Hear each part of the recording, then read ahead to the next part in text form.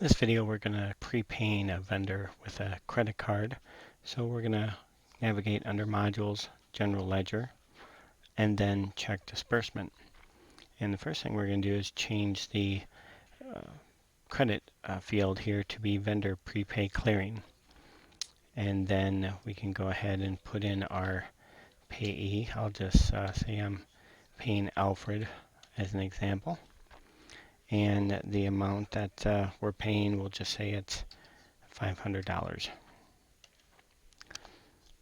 And then at this point, we put in the ledger number of 201.99, which is our COD prepay clearing account, and we'll add that.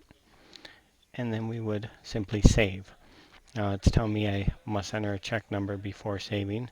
Even though it's a credit card, we should still have something there, and we can just basically use the date as well. So I can put in 3/22/16 as an example, and then just save that.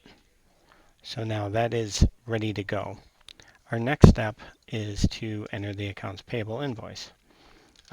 Ideally, you'd place the order with the vendor, you'd receive the inventory, and then, of course, we'd get to entering the AP invoice. So we did make that out to Alfred, so we're going to select that vendor. And we key in our invoice date, invoice number. If there's a sub number, you key that. Terms and due date defaults. I would go ahead and put in the PO and click the PO button and get the inventory and reconcile that, but we're going to skip all that and just go ahead and choose our prepay here. And so we're expensing $500 because that was all paid up front. And then at this point, since it's prepaid, we'd go to tab 2, expense, and then we would apply the amount that is inventory to hit 201.98, because when you receive inventory, that is the clearing count.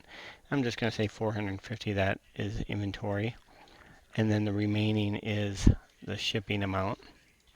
So it totals left of 0, and we go ahead and save that.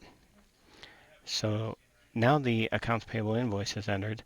The next thing that would happen is you're going to get an invoice from your credit card. So we'd navigate again, Modules, Accounts Payable, and enter AP invoice. And this time we select our vendor for our credit card, which mine is Visa credit card. And again, put in your invoice date. Obviously the dates wouldn't typically be the same, but that's okay. And now let's go ahead and we're going to say this credit card is $600, as before the prepay was only $500, but this is our credit card statement, so there may be other charges on there. So at this point, I'm going to expense, and I'm going to choose other ledger account, and my expense to 201.90 for the vendor prepay clearing for $500, because that's what was done for the inventory that we prepaid the vendor on. And then I'm going to choose another ledger number, and I'm just going to hit F6 here to search my options, and I'll just scroll down to our expense accounts here, and let's just say we had $100 meals that we put on a credit card. So from here we'll go ahead and save that, and now that is all complete. To show you behind the scenes for Ledger, if we go into Report Catalog, GL tab, and then List Ledger by Ref, and I'll just show you all the transactions here real quick. So when we entered the prepay, see we hit 201.90 for a credit of 500 and 201.99 for a debit.